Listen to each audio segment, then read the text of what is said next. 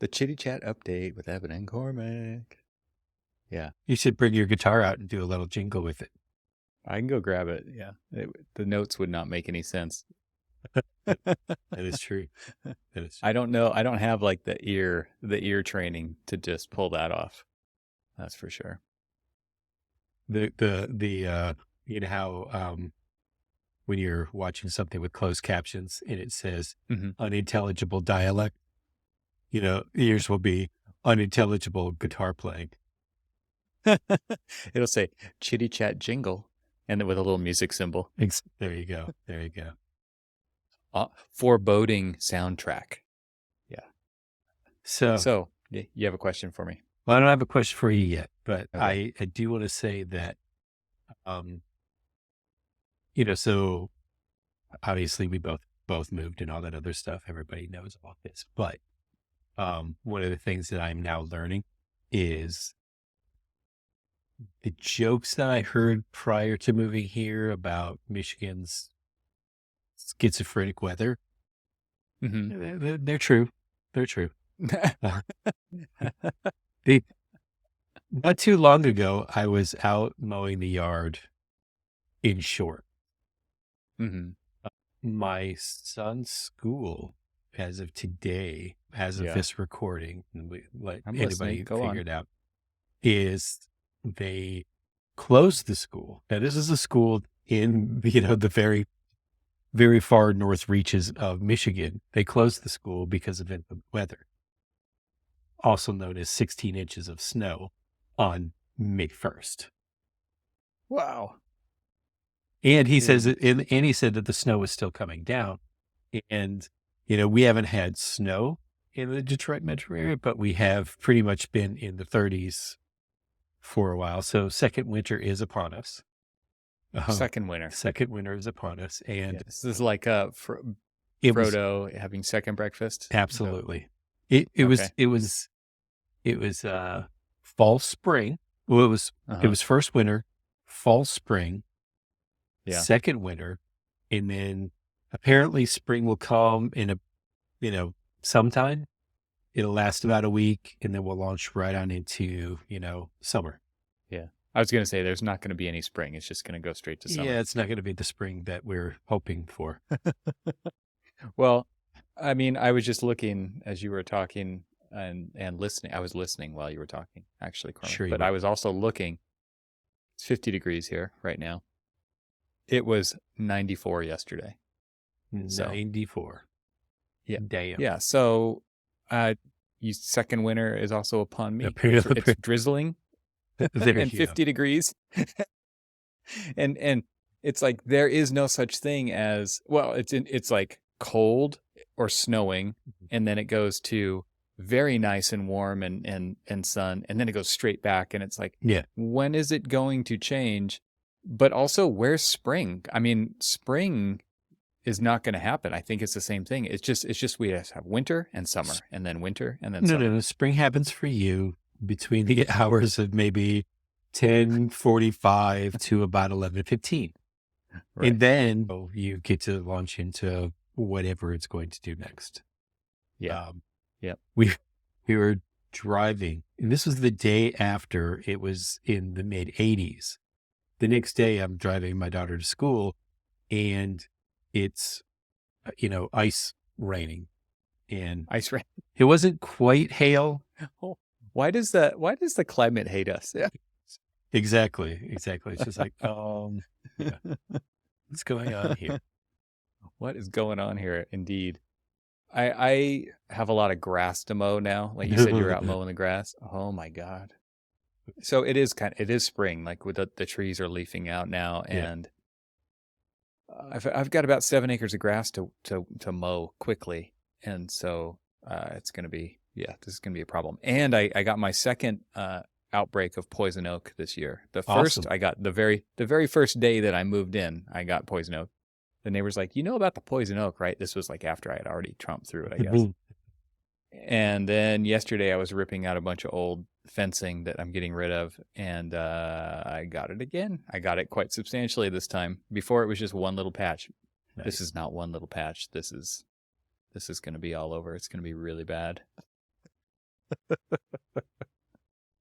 I know Uh, this and I episode, get it bad. My skin's super reactive to it, so not fun. on this episode, we search through home remedies for poison oak. Yeah. Maybe people can write in and tell us what the right procedure is to get rid of it. I've heard of Step a one, thing called stay away from the poison oak. stay away from it. Well, and the thing is, it looks different here than what I'm used to in Southern California. And not only that, but it doesn't even have leaves on it really until right now. But before that, there were no leaves. It's just sticks. And it's like I'm just walking through sticks. And it's very poisonous still. So even at stick stage. So anyway, yeah, this is Man. going to be awesome. Well, so it's time for you to buy some sheep for your 7 acres. Just to eat it all up. Just Yeah. to, Goats. you A know. lot of people have goats around Okay, here. well, then there you go with goats. You see, you don't need to mow the yard. You just do it all natural. We have deer. We have a lot of deer that walk through, and they do munch, but they can't. I just can't eat enough. Goats are the way to go for There sure. you go. But do you really want pets? I don't think we want pets or animals. So Goat milk, goat cheese. yeah, I mean, it's all good stuff. I mean, you've got plenty of opportunity. I hear you like hitting the table, like you believe in this stuff, the Exactly. goat milk and the goat cheese and I think you're missing the golden opportunities to go full on homestead. Yeah. Well, we'll get there. We have a lot of plans, but we'll see how it all shakes out. Anyway, here's the update on the homestead. We'll go homestead first before we go farm. There you go. Yeah. So just make sure that you mend your fences so that, your cattle doesn't like wander over to your neighbor's yard. And then you have this whole range war going on between you and your neighbors. And right. Keep the peace. Just keep the peace. So I wanted to ask you kind of your perspective. Now, this is definitely something that we can have a much longer conversation about, but just keep reading more and more the impressions of AI in architecture as this sign of the end times. It's just like, oh my gosh, it's going to take our jobs, or it's going to do this, or it's going to do that. And I see AI in a variety of different ways. There's obviously the design implications of AI. There's, implications within construction industry and things like that. And I see benefits, and I see some negative connotations based off of, let's just say, maybe lazy designs and things like that. But I read one of our mutual friends' comments, and he made actually a really good point when he was basically saying, everybody's fearing AI, but it's still going to take a keen eye to translate what it's saying. And it's still going to take a keen architect to translate that into, reality, into like a built structure. And you're talking about like the design kind of most of what everybody ideation side of things. Exactly. Yeah. Most of what everybody's seeing right now is some form of it's going to do away with like the design aspects of things.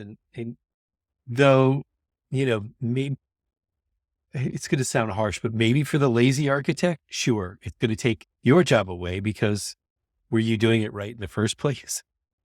I know that sounds horrible, but I'm curious. It's like, I mean, you spent a lot more time dealing with technology and the implementation of technology in the process. And I'm curious, like just from, let's just call it a, bird's eye view of an opinion on where you see AI fitting into the design process, to the, how you know far more about it than I do. Let's just say that, and let's go from there.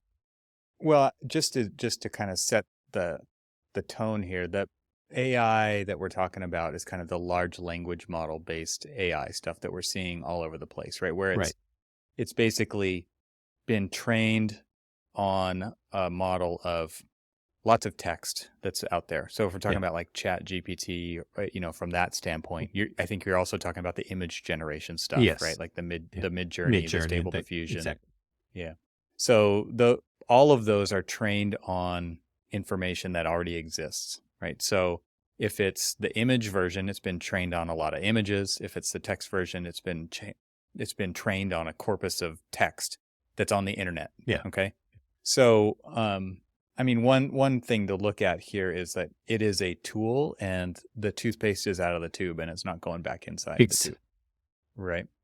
Nobody's going to unsee what they've already seen when it comes to this. And not only that, but there are tools out there that you can download and just run on your machine. And so you're basically downloading that entire training model with the tool, and it's using that data set that's on your computer. It's like multiple gigabytes, and it's using that to come up with a response to whatever your prompt is right there on your machine. It doesn't have to be happening out there in a data center. And so what's interesting about that is, like, this is really not going away because a bunch of people have downloaded this stuff, and they'll just continue to use it as it exists today. Right. So it's like downloading Photoshop and using Photoshop on your computer, right? It's like people are still using old versions of Photoshop, right, that they own instead of rent to own, right, through subscription services. But like, there's no way to put the toothpaste back in the tube. There's no way to stop what has already been started. And even if that were the case, let's say that everybody did agree to just like, oh no, this is going to hurt too many people's jobs. This is going to hurt too many people's livelihoods, or it's going to do something nefarious or really bad or whatever. Even if we were to come to some kind of an agreement, like worldwide agreement, where regulation was placed on this kind of a thing, there would still be people using it. Yeah. Including governments, right? Right. Right. To do in secret. It just they would just continue to use it in secret for whatever purposes they could use as an advantage over whoever they wanted to use it over. So for anybody who's like worried about it, like there's only one thing to worry about, and that is your understanding and adoption of it, and versus being left behind, I guess, if you wanted to look at it that way. I mean, you could be worried about the way in which other people will use it, but you have no control over that. So, right. I mean, I don't know that it's better to talk about this stuff out loud in front of other people and have the conversations about the ethics and the legalities and the advantages and the disadvantages and all those things than it is to not talk about that stuff, because as a society, we have, even as a profession, we have to deal with this moving forward. Yeah. So I see, what's interesting about this is most of, like, especially, MidJourney and things like that. I've seen a lot of pushback from the artist community, and I can see that. I can see their argument, because what it's doing is it's mining their copyrighted imagery. It's their hard work, basically, regenerating that. But I look at it in the way that we do, precedent research in architecture. And a lot of times, what are we doing? We're flipping through magazines. We're surfing the internet. We're looking at old books and things like that. We're looking at imagery of other people's works to try to translate some of the ideas that we have in our head out onto paper, right? We do a lot of times, like, we try to do things in bubbles, but we're just like, okay, I'm just like, what is that one thing that I know it, I remember seeing something like that on Zaha's building or whoever. Yeah. And so we go and we look at those precedent imagery. And so in a way, it really isn't that different from kind of a precedent study, right? Right. And well, there is that whole idea of everything is a remix, and you can't disclude, is that a word? Yeah. You can't disclude everything you've ever seen or experienced to not inform whatever you're going to do next. And so, yes, I totally agree with you. I see the artists, and I see the argument there, right? Which is, don't sample pieces of my anything to make your own original artwork. But at the same time, that's what they've been studying art. And when you study whatever the thing is, or even look outside of the discipline or the domain to look at other things, like architects look at car design. Why? Because it's beautiful, and because you can think about how that might apply to your field, even though it's not in your field, right? Right. This is the kind of thing we do all the time. And so what's really funny about like that whole image-based stuff is like when the copyright Getty Images tag that's across all of the free versions of their photos shows up in the AI artwork, and people present it as their own, and they did because they didn't notice it.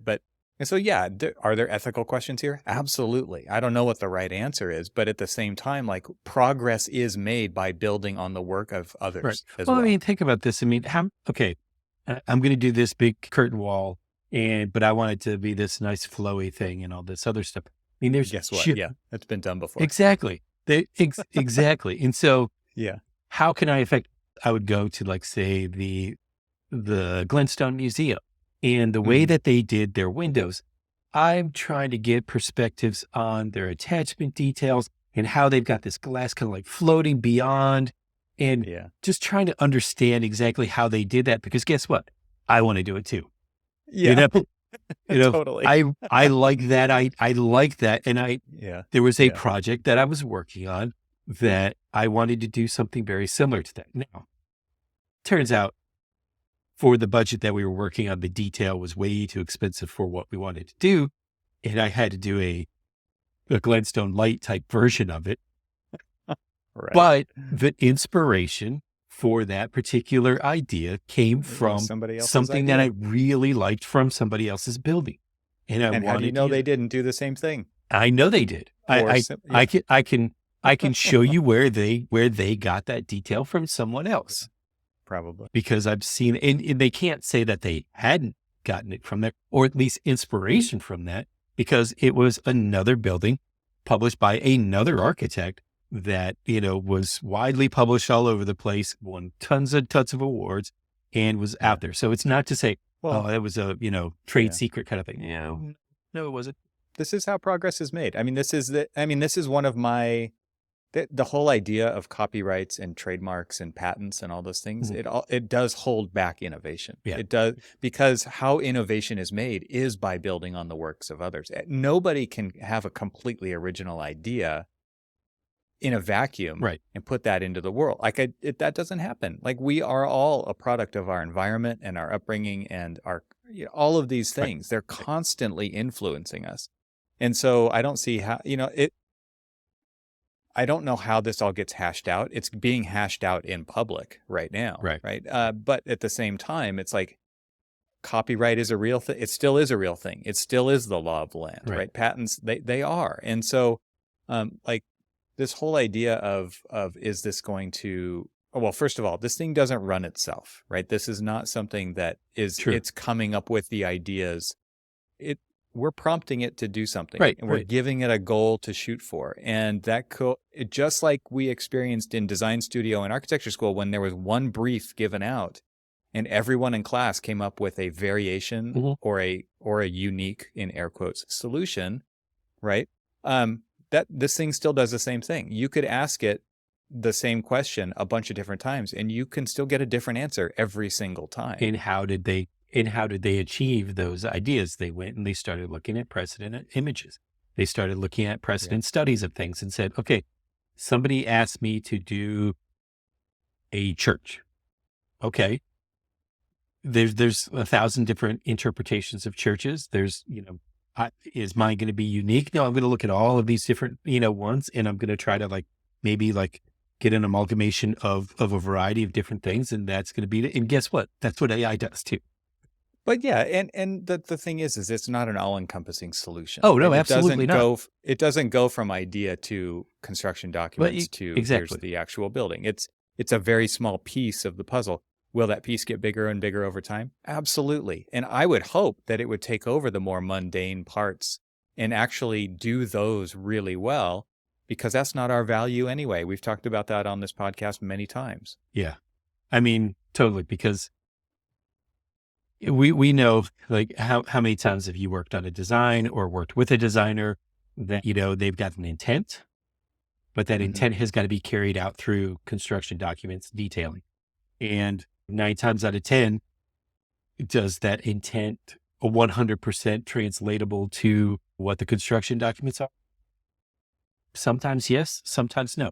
If you're working with a designer, or you are the designer who actually understands construction techniques, and you understand the materials that you're working for, absolutely it could achieve that.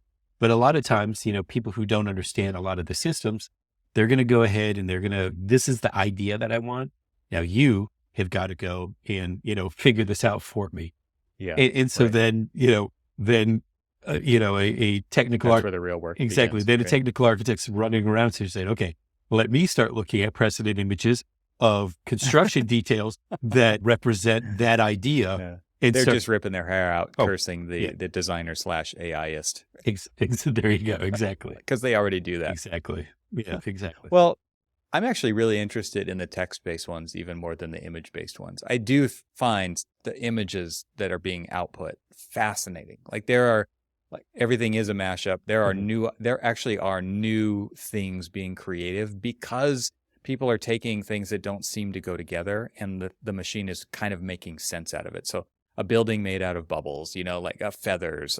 There's so many interesting things. Would it be difficult, if not impossible, to actually build that? Yeah, but that's not the point. The point is just to say, what if? And I think that's where people get excited when they see these. I'm much more interested in the text-based ones as a useful tool today. Because people are excited about this stuff.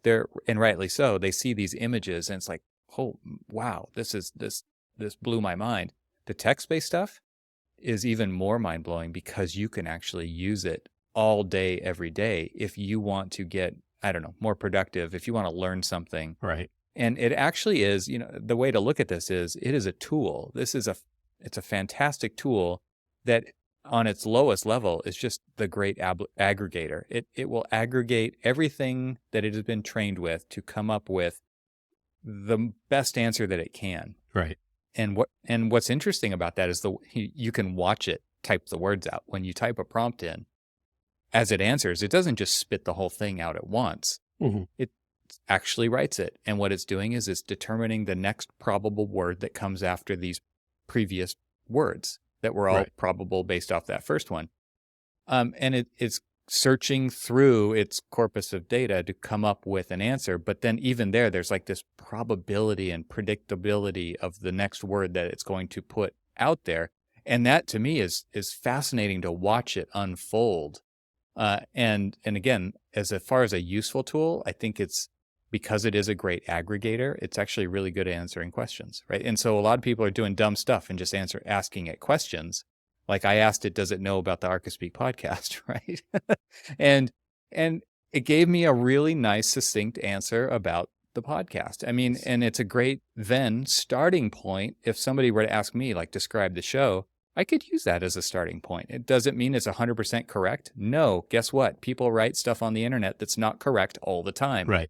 And that's its training data, Yeah, right? So I read those articles all the time. They're like, wait. And they're terrible. Yeah. But so you can't just take what it gives you and just say, this is it. It's like my, 10th grade kids, in his citation in his paper for a footnote, and it just says, see Google, right? It's like, no, like that's not good enough, right? You can't just say, ChatGPT told me this. So therefore, I will say this, that it's interesting. So my wife has now been teaching 7th grade English. And so ChatGPT is an interesting conversation that teachers are having now, because they're like, wait, earlier this year, you could barely put 2 words together or a few words together to form a sentence. And now you have this superpowers. Now you have this amazing paper that you've written. Either one of 2 things. AI did it or your parents did it. Because guess what? Right. You didn't do it. You did not do it. And she's just like, I know you didn't. And so it's funny that they didn't. But, it's back to the, you were talking about, so like it's as simple as the word predictor. So many times in Outlook and Google email and all that other stuff, if I'm writing something and it starts to prompt, the rest of that sentence, I'm like, oh yeah, that'll actually sound better than what I was about to say, which is perfectly fine. I'm like, okay, I'll say that instead of the word and answers I really wanted to use. Yeah. I was actually looking into stuff today because Joanna Stern at the Wall Street Journal is like their tech columnist, and she did a whole video on, using AI, and it was for writing, but she also made an avatar of herself that looked like her. She went into the studio, they took photos, they scanned her with all these different gestures and body language movements, and then she went to another place and they built this whole voice thing based off things that she recorded with them. And it basically, she put together this whole package of, fake Joanna, AI Joanna. And then she tried to trick people with it. Like, she joined a Zoom meeting as this AI, and she had these things kind of pre-written out for it to say. Interesting. Because that's the thing you can do, right? You can just feed it words now, and it can sound like you. I'll tell you what, Cormac, like you and me, we're in trouble because there's a lot of audio of us on the internet, right? We could probably have a whole show generated by AI, and it would sound just like us, and it would use mannerisms just like us, and it would talk just like us. It might not get everything 100% right. I know it wouldn't, but it could. What's really interesting is how it does learn, or it can emulate what people sound like, what they look like, how they write, and all that. I think what's funny about teachers is they're worried about students using it, but teachers are using it too, and they can be. I saw one teacher post a whole lesson plan that she asked ChatGPT to write, and she did it. Yes. She did it very thoughtfully. Yeah. She's like, I want to do a lesson on this. It needs to include these things. It needs to have activities. You need to break down the activities for the students into these 5 different categories. And she was like, this is pretty incredible, right? Because it just took an enormous amount of work that she would normally have to do, and it minimized it down to a much smaller thing. And to me, that's really what we're actually talking about here. And one of the things that I see going around right now, and this I think this is true, is AI is not going to replace you.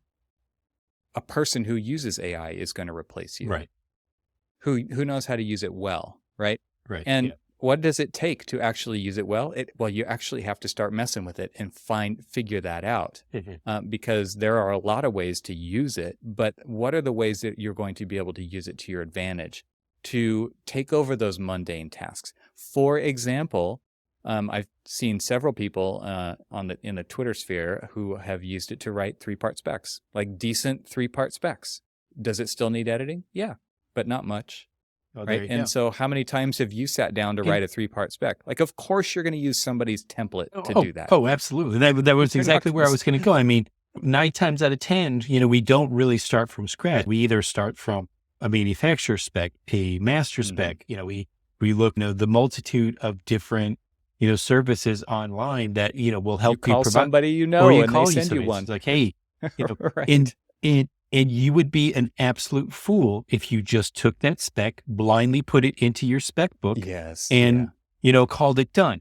So absolutely, if somebody wants to do like the legwork of a lot of them, but then you, again, like we just way at the beginning of this when we said, you still have to do the legwork. You still have to do the work to like look to make sure that that's the right spec you're going to use, and tailor it to your project.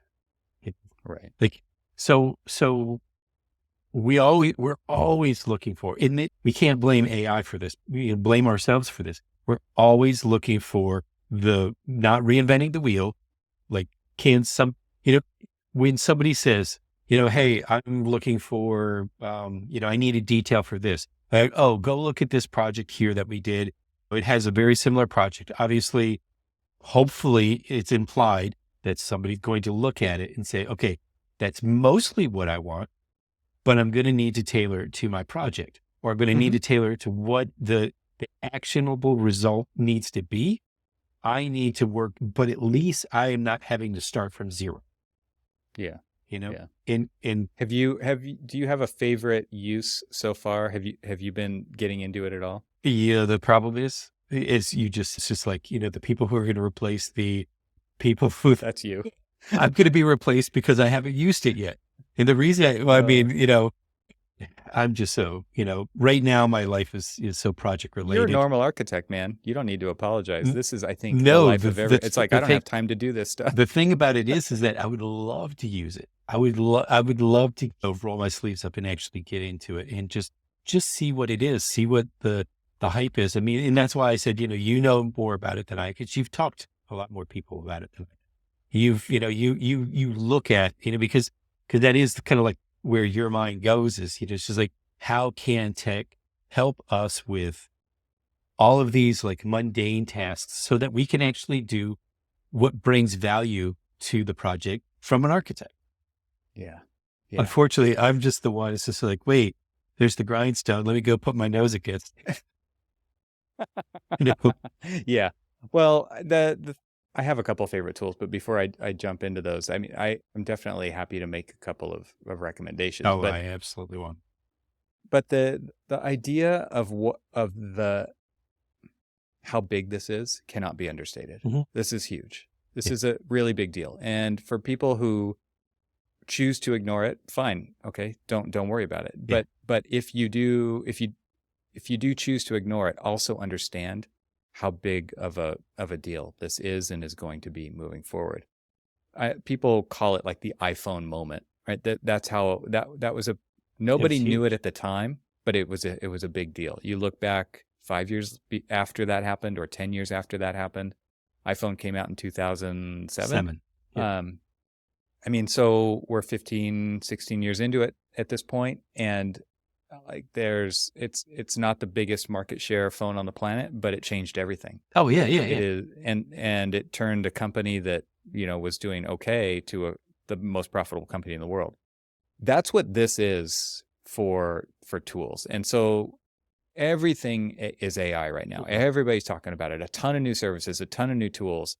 People are using it for all kinds of stuff. Does that mean you can? I know you can't. Like, nobody can jump whole hog into this, right? You have to start with a piece, and you have to build upon that, because guess how much time you have to do this? You have very little time that you're willing to spend to jump into this. Right.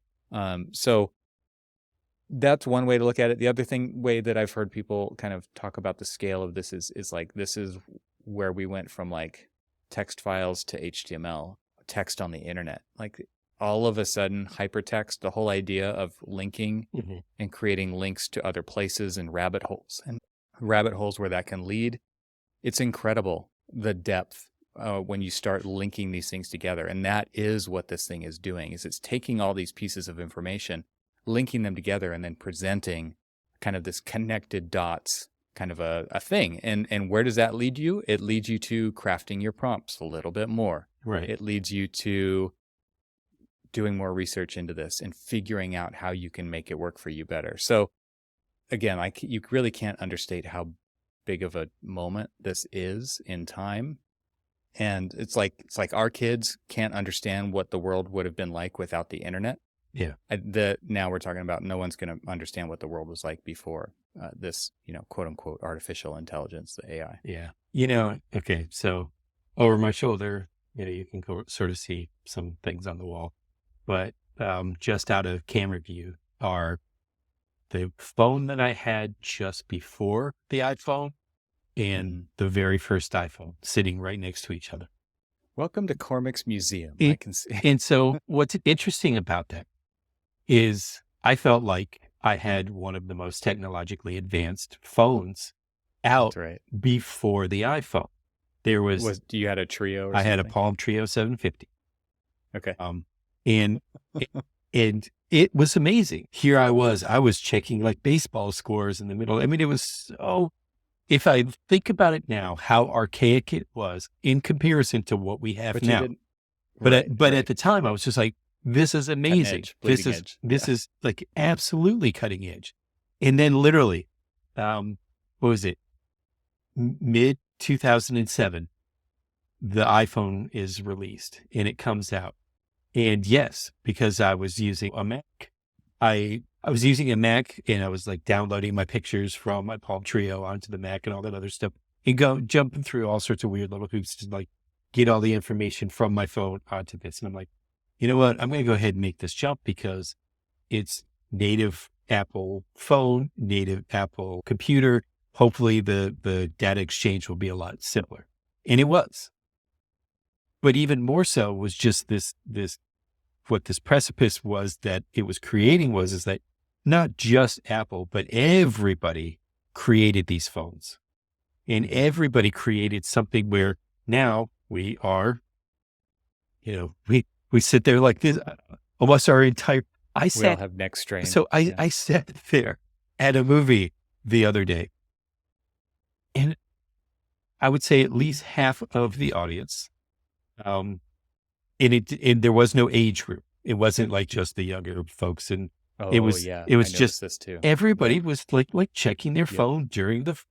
Go to a restaurant. In me, Yeah. I just like I put it in the cup holder and I leave it alone until the movie's done, because I'm like, I paid for the movie. I want to see the movie, Yeah. kind of thing. But like, that is now the existence of things. And you're right. It is going to be, and I didn't mean to go on that tangent, but with just this, like, now we're here moving to the next phase.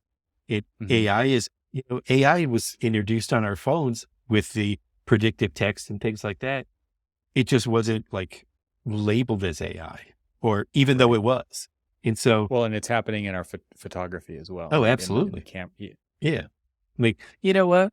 I don't really want heaven in the background of my picture.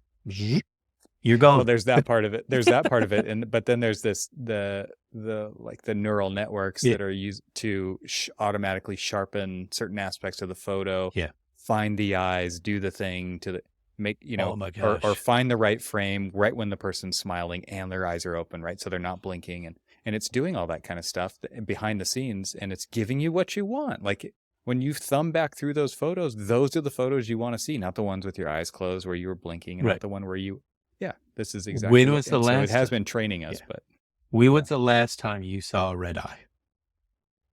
Right. I mean, right. It's not a thing anymore. It isn't. I went back and looked through some old photos, and I have this old Canon PowerShot 800 or something like that. This little camera that was awesome, pocket camera. Yeah. The red eye that came out of that camera was horrid. Oh yeah, Use the flash. It was gross, right? And then they came out with this feature to remove the red eye. Oh my gosh! You zoom in on those photos, and it looks like it looks like pinholes. Exactly. In the eyes, like you add like the little black dot or something like that to the pupil. Yes. Yeah. It was really bad. I remember doing that. I found some photos like that the other day, and I was like, oh my gosh, this is how it used to be. I can't remember how bad it actually was, but here it is. Yeah. Fun stuff. Well, the idea of tools to use for AI, we could talk about that a little bit. So we talked about MidJourney. MidJourney is a little weird because you have to use it through a service called Discord, which is free. It's kind of like Slack, but it's a little bit different. It really came out of the gaming side of things, where people who are playing the same games would get on Discord and have that running at the same time. So they had real-time chat going with whatever game they were playing, but it's grown to a huge communication platform outside of that. And a lot of companies run Discord servers, but what somebody did was they hooked up this AI large language model trained, image-based model thing to Discord. And what is cool about that? You just type right into Discord what you want it to do, and it does it. So they're basically using Discord as the UI, the user interface, as the application that runs on your computer to spit out images. And so the cool thing about that is a lot of people already know how to use Discord, right? So they're on there chatting, but they're not chatting with other people. They're just telling the computer what they want to see. And it's sending back 4 images, 4 variations, basically. And then you can hone in on one. You can tell it to go higher resolution. You could tweak it some more. The really interesting thing about this, though, and I think what makes this so successful, is while you're waiting for the computer to generate the image for you, which takes a little bit of time, you're watching everybody else's prompts roll in too. Interesting. And so while you're waiting, or you might not even be going there to do anything, you can just go there to watch other people do it. And that kind of has its own, it just makes it super interesting and inspiring to see what other people are coming up with. What are the other ideas that people are throwing at this machine that it's then spitting out ideas for, which leads you to want to do the same thing, right? Like, right. I never thought of that. I'll try that now. So, I mean, if you go to MidJourney's website, there's a link. It opens it up. You have to download Discord. Discord's free. You run it on your computer. And, at the free tier, you get to generate a certain number of images at a very low resolution, and you can pay for more. Right. I've used it a little bit, but there are other ones out there that you can actually download the whole model to your computer, and you can run those right in the privacy of your own home. You don't have to be connected to the internet. What I mean by privacy of your own home is you're not watching other people. They're not watching you do this, right? So the public aspect of the Discord thing with MidJourney is kind of interesting, but it's also might be something that you're not willing to dip your toes into. Right. If you want to just control the whole environment, you can download some other ones that are out there. That's for the image generating stuff. There's so many other things though. There's people generating videos. I don't know if you've seen lately the pizza commercial that somebody had generated by AI. Yeah. They had ChatGPT write a whole script, and then they had it write some music to accompany it, and it cut and shot. It generated the visuals for this whole pizza commercial. And it's weird, man. It's super weird. I saw another one today for a beer commercial, and it's weird. It's super weird. I mean, it's just like, I've turned this down. Yeah, we'll have to find links to those and put them in the show notes. But they're pretty funny. But at the same time, it's like you can see where this is going to go, right? So these are stepping stones to get to the final destination, wherever that is, if there ever is a final destination. One of my favorite tools to use is Notion. I use Notion for all of our show notes. I use it for like all of my stuff it's like my one place where everything goes. And I'll put a link to it in the show notes, but Notion has its own AI. And what's really cool about it in there is it can summarize large blocks of text. So if we do this podcast and then I transcribe this podcast, maybe I'll do it with this podcast and everyone can go in there and read the description. Let's do it like that. I'll transcribe the podcast. I will load the transcription into Notion and I'll just tell it to summarize this text. And it uses Notion's AI to spit out a paragraph that is what this episode was about. And we can all read it after the fact and see how close it got.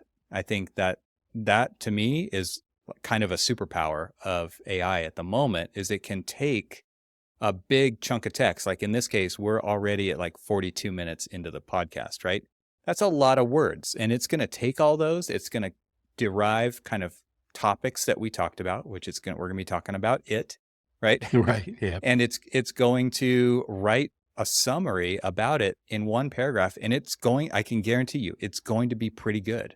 I won't edit it at all. We'll just go straight with it. And, maybe I'll put a little disclaimer in the front so that I can say that it was written by Notion's AI. But I find that to be one of the most useful tools. You could have it write blog posts for you then based on that. So I could even then say, write a blog post using this text as kind of the basis of that. That's one of my favorite tools. And then the other one that's easy to access is just ChatGPT itself. If you go to chatgpt.ai, OpenAI, something like that, I'll find the link and put it in the show notes. But in there, that's where you can just ask it questions and it'll answer them, and it will pull things off the internet and put them together and give you back kind of what you're looking for. That's where I asked it about Archispeak. Do you want me to read what it wrote? Sure. ChatGPT says, the Archispeak podcast is a popular podcast about architecture and design hosted by Evan Troxel and Cormac Phelan. The podcast offers a wide-ranging discussion on topics related to architecture and design, ranging from project management and design principles to technology and sustainability. One of the key strengths of the podcast is the diverse range of perspectives that the hosts bring to the table. Each host has a unique background and expertise, which adds depth and variety to the discussions. Additionally, the hosts have a great rapport with each other, making the podcast engaging and entertaining to listen to. Sweet. Another strength of the Archispeak podcast is its focus on the practical advice and insights.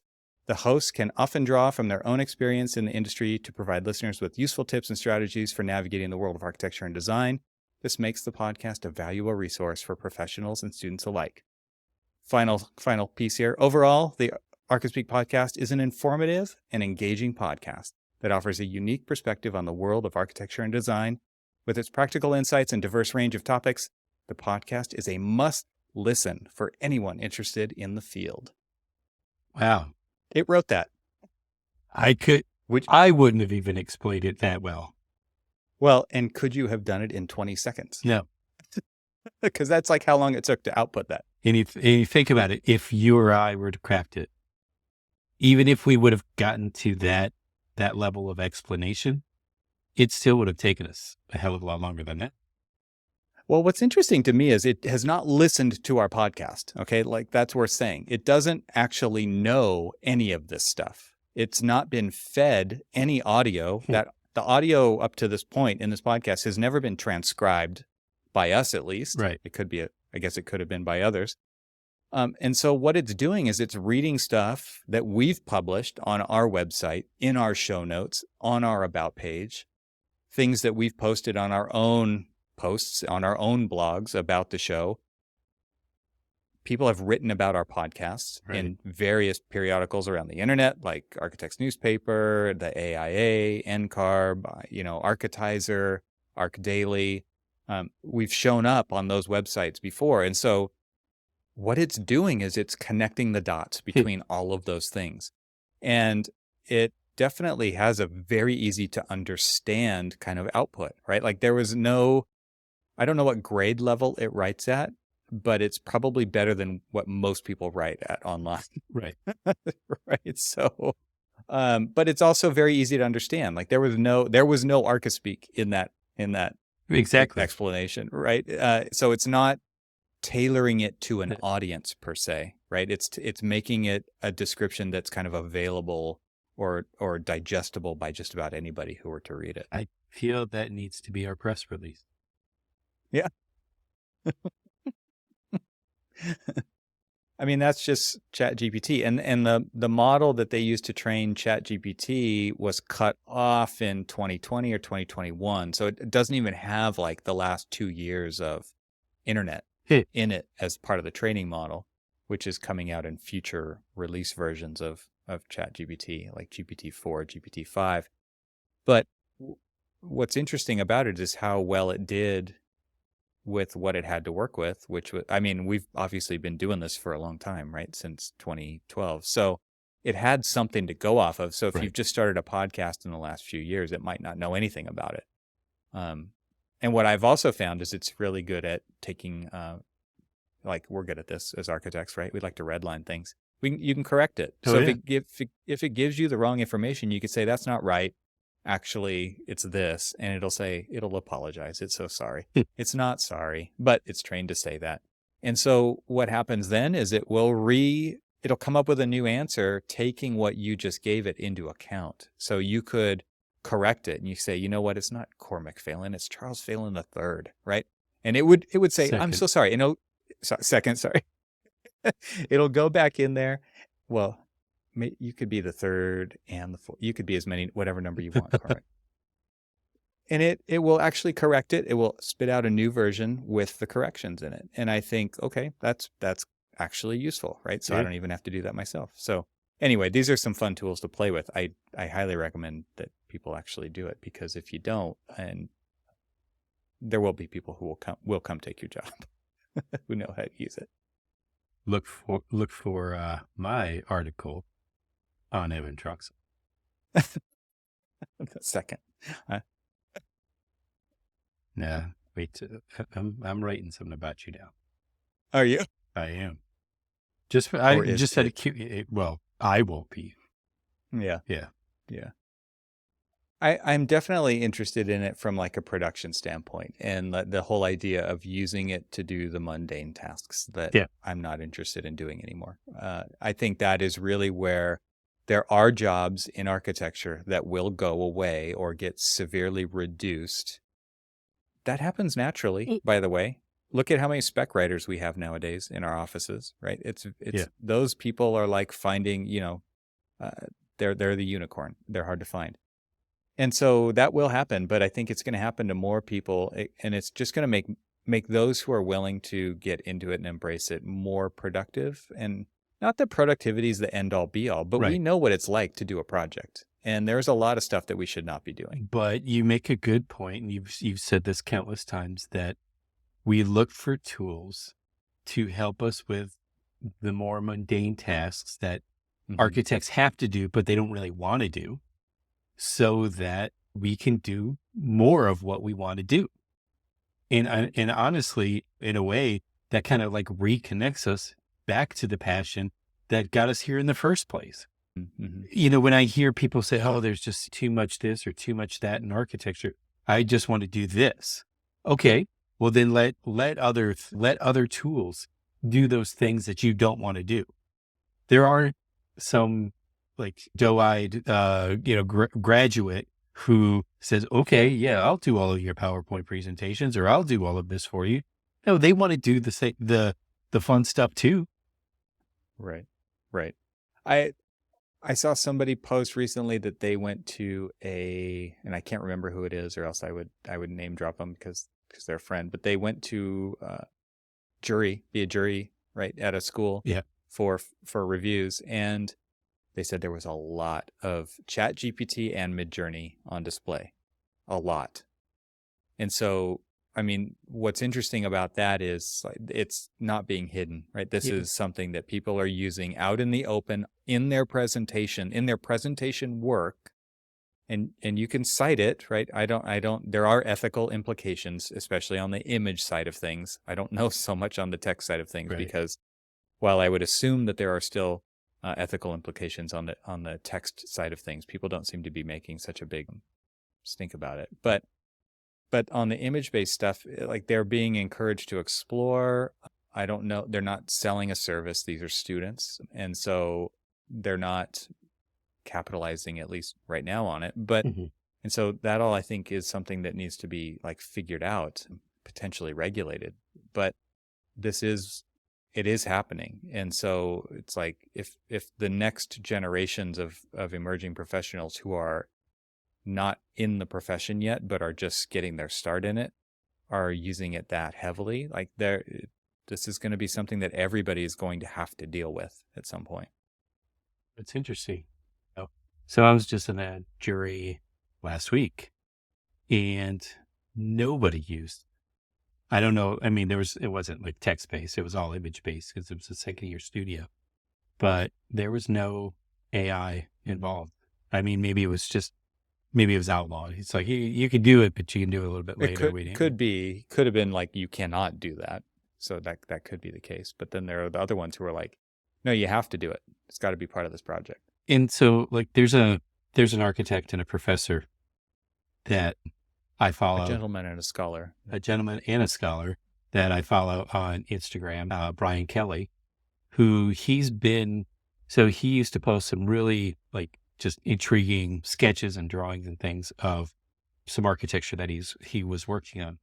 But he's been, I don't know, it's been a while actually that he's been posting AI, generated imagery, and it still has the same kind of like intriguing qualities of like the stuff that he was posting, but now he can like iterate a lot more with AI to like really do explorations that, Sure. otherwise would take him weeks to do a few, where it takes, a day to do the many.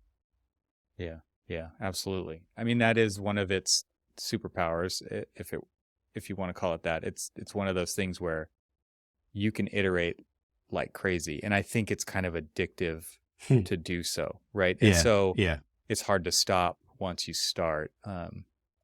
Anyway, I think it's pretty incredible stuff. Yeah. I've got another friend. She like was just like, oh, you really should try out MidJourney, and went on this, full adventure of MidJourney kind of like explorations, and they were amazing too. I mean, it wasn't just like, some of them were a little bit more fantastical. They were, kind of like, I don't know, architecture meets some fairyland. I don't know. But, they were still pretty amazing stuff. And it's just like, okay, think about like pre-MidJourney, pre-AI, all of the explorations, say like Gary and all of these other architects, Zaha and all these other ones were doing on some really creative, really organic work that, then they had to like turn around and like try to they developed their own like software for structuring these things and stuff like that. And I just read an article, by the Zaha Hadid's, continuing firm, and, they use AI to generate a lot of them. Funny enough, if you look at them, it's very Zaha work. Right. Well, because there's a lot of work to base it off Exactly. of. I mean, I think that is one of the actual advantages of some of the newer things that I've seen coming out, is that you can, like, Microsoft now has announced that you're going to be able to use this inside your organization. So they're building it into tools that you use every day, like Microsoft Office, right? So if you wanted to generate meeting minutes from a recording, and it could do that automatically. Thank Guess who gosh. wants to do meeting minutes, right? Nobody. Exactly. But It can do all kinds of things like that. And what's interesting to me about it is you can actually train it on your data. So if you're a firm that's been around for 50, 60, and you can get the data into it to train it off of. And what's beautiful about, I think, a lot of the training here is it doesn't have to be structured data. Guess what architects don't have? Structured data, right? So no. you can actually feed, yeah, really? So you can feed this stuff in there and you can train it based on the Ayer St. Gross way, right? Mhm. I think that's really interesting because then you could have it spit back stuff back out that looks and sounds and feels like ASG's kind of work. Interesting. And so I think firms will be Oh my interested in gosh, adopting yes. this kind of stuff because it's not that, like, I think about this. I was laughing when you were talking about how Gary and they've developed their own software. They also developed their designs with a lot of very cheap, if not free, labor, right? And so True. were those spectacular designs? Yes. Were there ethical implications to those spectacular designs? Absolutely, right? Yeah.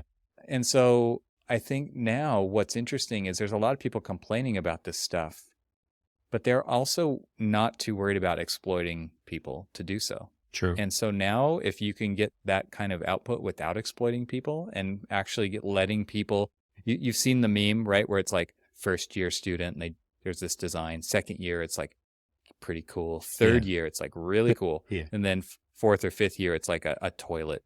It's a bathroom floor plan. Yeah. It's like that's the progression of an architect is you build up your design chops and then you get to draw bathrooms. Exactly. Yeah. I saw that. So we get rid of that model, right? I mean, and are people are complaining about that. I think they're complaining like, well, you've got to suffer like I did. You've got to learn how I did to do it. And I think this is actually kind of one of the first times that technology is actually making it so that we don't have to keep doing it the way that we've always done it. We actually can shortcut and not start over again, because we can, Who Wants to Be a Millionaire? We can phone a friend. We can type something into ChatGPT, or we could do an image-based discovery session, and we can actually have it generate things for us that we don't have to spend all night doing. Right. So anyway, I think that there's other implications that we should be looking at it as with open eyes and saying, like, this is actually a game changer for us as a profession potentially, and we can do so much better because of it. You had me at meeting minutes.